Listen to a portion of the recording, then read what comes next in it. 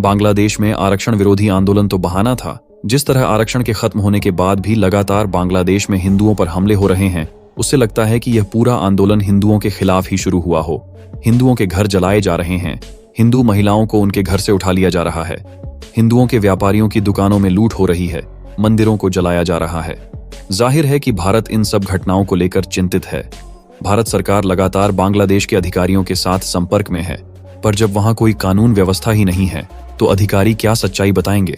पड़ोस के बांग्लादेश में दंगाई हिंसा का नंगा नाच कर रहे हैं और पूरा विश्व खामोशी से तमाशा देख रहा है। हस्तक्षेप करना तो दूर, शांति की एक अपील तक किसी ने नहीं की। बांग्लादेश की सेना और पुलिस दंगाइयों को संरक्षण दे रही है। वहां की हिंसा 1971 के पाक सेना के अत्याचार और व्यभिचार की याद दिला रही है। तब पूर्वी पाकिस्तान यानी बांग्लादेश पाकिस्तान से मुक्ति की लड़ाई लड़ रहा था। उस समय भारत ने अपनी सेना नहीं भेजी होती तो बांग्लादेश का कोई नाम भी नहीं बचता। ऐसे में सवाल उठता है कि आखिर भारत के साथ आखिर इतनी नफरत क्यों करते हैं ये बांग्लादेशी लोग। दोस्तों, इस वीडियो में हम आपको बताएंगे कि बांग्लादेश की हिंदुओं पर बॉलीवुड के सितारों ने क्या कुछ कहा। साथ ही आपको बताएंगे कि इस मुद्दे पर इजराइल ने क्या कहा। तो आप इस वीडियो को लाइक करके आखिरी तक जरूर देखिएगा। दोस्तों, कुछ महीने पहले आपको याद होगा जब इजराइल ने गाजा में हमले किए थे। उस समय भारत के बॉलीवुड स्टार्स, यहाँ कई सारे एक्टर्स एक्ट्रेसेस, इन सब ने ऑल आइज ऑन राफा के पोस्टर्स अपनी स्टोरी के ऊपर लगाए थे।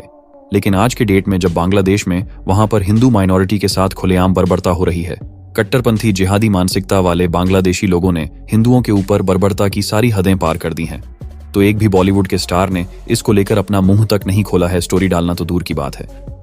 वैसे उम्मीद करना भी गलत है। जब भारत के जम्मू कश्मीर के रियासी डिस्ट्रिक्ट के गटरा में आतंकवादियों ने हिंदू श्रद्धालुओं से भरी बस के ऊपर हमला किया था, तब इन बॉलीवुड स्टार्स ने कुछ नहीं बोला था। आज तो फिर बात यहाँ पर बांग्लादेश के हिंदुओं की है जो इनके लिए मायने नहीं रखते हैं। बांग्लादेश की घटना के ऊपर मशहूर सिंगर सोनू निगम ने एक ट्वीट किया जिसमें उन्होंने लिखा कि भारत में बैठे जिन हिंदुओं को अपनी जाति का गुमान और गलतफहमी है, उन्हें बांग्लादेश की हालत देख लेनी चाहिए। जिहादी मानसिकता के आगे आप ठाकुर पंडित बनिया आदि नहीं हैं, बल्कि काफिर मात्र हैं। और सोनू निगम सर यहाँ पर बिल्कुल सही कह रहे हैं। अब समय आ गया है कि भारत में हिंदुओं को जात पात ऊंच नीच को छोड़कर अब पूरी तरह से यूनाइट होना चाहिए। किसी दूसरे धर्म के लोगों के ऊपर हमला करने के लिए नहीं, बल्कि खुद के धर्म के लोगों को बचाने के लिए। आप सोच रहे होंगे कि भारत ने यह सब चीजें इतिहास में कभी नहीं देखी होंगी, लेकिन आप 1990 के कश्मीर को भूल गए हैं। कश्मीरी पंडित्स को जो कश्मीर से भगाकर उन्हें देश के बाकी कोने में जाकर वहां पर पनाह लेने के लिए मजबूर किया गया, वहां पर भी उस समय ऐसा ही कुछ हो रहा था। इसी तरह से बर्बरता हो रही थी। बस अंतर यह है कि उस समय सोशल मीडिया का दौर नहीं था, जिसकी वजह से वह विजुअल्स हम सबके सामने नहीं आए। और बड़ी बात नहीं है कि सेम चीज भारत में दोबारा से रिपीट हो। दोस्तों, रोजों के समय बांग्लादेश में कई सारे हिंदू मंदिरों ने बांग्लादेशियों के लिए इफ्तार पार्टी रखी थी, लेकिन आज वही बांग्लादेशी हिंदुओं के मंदिरों को तोड़ रहे हैं, मूर्तियां तोड़कर आग के हवाले कर रहे हैं, हिंदुओं की बहन बेटियों के साथ बर्बरता कर रहे हैं। ये वीडियो बांग्लादेश से आ रहा है। बांग्लादेश के प्रोटेस्टर भारत देश के तिरंगे पर रोड से हमले कर रहे हैं। दरअसल कोविड-19 के समय प्राइम मिनिस्टर मोदी ने बांग्लादेश की मदद करने के लिए उस समय बांग्लादेश को हाईटेक एम्बुलेंस गिफ्ट दी थी, ताकि बांग्लादेश के लोग जिनको भी कोविड हो गया है उन्हें समय रहते अस्पताल पहुंचाया जाए और उनका समय पर इलाज हो। जो एम्बुलेंस भारत ने बांग्लादेश को गिफ्ट की थी, उन सब के ऊपर भारत और बांग्लादेश का झंडा बना हुआ है। जैसे ही सड़कों के ऊपर बांग्लादेश के लोगों को यह इंडिया के झंडे वाली एम्बुलेंस दिखी, इन गधों ने उसके ऊपर भी हमला करना स्टार्ट कर दिया। इतनी नफरत करते हैं ये भारत से। यहाँ पर हमारी सरकार इनके लिए एम्बुलेंस भेज रही थी, वह भी तब जब भारत खुद ही कोविड-19 से गुजर रहा था। बांग्लादेश की राजधानी ढाका में इंदिरा गांधी कल्चरल सेंटर था। अब इसको था ही बोलना पड़ेगा। असल में जब मनमोहन सिंह उस समय प्राइम मिनिस्टर हुआ करते थे, तब वह बांग्लादेश विजिट पर गए थे। उस विजिट में उन्होंने बांग्लादेश में एक इंदिरा गांधी कल्चरल सेंटर स्थापित करने की अनाउंसमेंट की थी, जिसकी पूरी फंडिंग भारत सरकार की तरफ से दी गई थी। साल 2010 में इसका उद्घाटन हुआ था और यहाँ पर इंडिया और बांग्लादेश के कल्चरल प्रोग्राम, इवेंट्स और कई सारे फंक्शन हुआ करते थे। दोनों देशों के कल्चर म्यूजिक और कल्चर टास्क को प्रमोट करने के लिए यहाँ पर कई सारे बड़े बड़े इवेंट हुए हैं। अब क्योंकि ये इंस्टीट्यूट भारत से जुड़ा था, इसलिए पिछले दिनों बांग्लादेश के रेडिकल प्रोटेस्ट ने इसके अंदर घुसकर तोड़फोड़ की, लूटपाट की और फिर इसके बाद उसको आग के हवाले कर दिया। इसके साथ ही ex prime minister Indira Gandhi के नाम का जो साइन बोर्ड इसके ऊपर लगा हुआ था, उसको भी तोड़ दिया गया।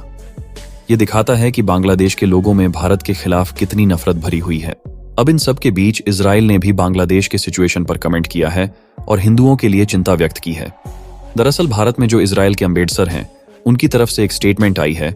इजरायली एम्बेसडर ने कहा है कि बांग्लादेश में जो माइनॉरिटी और खासकर हिंदू धर्म के लोग हैं, उनके ऊपर और उनके मंदिरों के ऊपर जो क्रूरता और अत्याचार हो रहा है, उससे मैं काफी चिंतित हूं।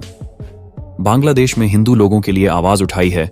अब इजराइल की बांग्लादेश में कोई भी एम्बेसी नहीं है, क्योंकि बांग्लादेश ने इजराइल को मान्यता ही नहीं दी है।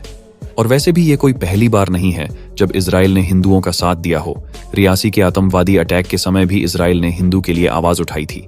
इसके साथ ही खबर निकल कर आ रही है कि बांग्लादेश में हॉस्पिटल फुल हो जाने के कारण अब कई सारे बांग्लादेशी लोगों को इलाज के लिए भारत लाया जा रहा है। पिछले कुछ दिनों से कई सारी एम्बुलेंस बांग्लादेश से भारत में इंटर हुई है और घायल लोगों में कई सारे माइनॉरिटी के लोग शामिल हैं। इवन बांग्लादेश के अंदर कुछ इंडियन सीरियसली इंजर्ड हो गए हैं। रिपोर्ट्स आ रही हैं कि बांग्लादेश के लोगों ने शेख हसीना की अवाम लीग पार्टी की एक मल्टीपल बिल्डिंग में आग लगा दी थी, जबकि भारत के 2 बिजनेसमैन इसी होटल में रुके हुए थे और 25 से 30 लोगों की जान चली गई, जबकि 150 से ज्यादा लोग इस एक्सीडेंट में घायल हो गए। और जो सीरियसली इंजर्ड है, उनमें से 2 भारतीय भी हैं और ये असम स्टेट से है। न्यूज आ रही है कि ये बिजनेस पर्पस से बांग्लादेश गए थे। जिन बांग्लादेशी के लोकल्स को ये जॉब दे रहे थे, उन्होंने ही इनके ऊपर हमले किए हैं। रिपोर्ट्स निकल कर आ रही है कि शेख हसीना की सरकार में जो भी मिनिस्टर थे, वह सब जान बचाकर बांग्लादेश के इंटरनेशनल एयरपोर्ट से किसी दूसरे कंट्री में भागने की कोशिश कर रहे थे, लेकिन एयरपोर्ट के सिक्योरिटी ने उन्हें पहचान लिया और तुरंत अरेस्ट करके सेना के हवाले कर दिया। बांग्लादेश के लोग इस समय जो सड़कों पर हुड़दंग मचा रहे हैं, जश्न मना रहे हैं, इन लोगों को एहसास नहीं है कि इन्होंने अपने लिए खुद ही गड्ढा खोद दिया है। अब आज के बाद बांग्लादेश में पॉलिटिकल टेक्सटर्न और रेडिकल लोगों के पास पावर आने के बाद टेक्सचर इंडस्ट्री को सबसे बड़ा नुकसान होगा। बाकी इंडस्ट्री भी धीरे धीरे बांग्लादेश से चली जाएंगी। लोगों के पास जॉब नहीं होगी, बिजनेस नहीं होंगे, गरीबी और बढ़ेगी। इकोनॉमी जो पहले से डूब रही थी, उसका तो बेड़ा ही गर्क हो जाएगा। और जब इन सब लोगों को समझ आएगा, तब तक बांग्लादेश की हालत पाकिस्तान की तरह हो जाएगी। अब क्या पता बांग्लादेश को अपना कोई आइलैंड या देश का कोई हिस्सा चीन या अमेरिका को लीज के ऊपर देना ना पड़ जाए। दोस्तों, बताया यह भी जा रहा है कि बांग्लादेश में जो मेजर जियोपॉलिटिक्स परिवर्तन हुआ है, उससे भारत की टेक्सटाइल इंडस्ट्री को दुनिया भर के देशों में अपना वर्चस्व बनाने का एक नया मौका मिल चुका है।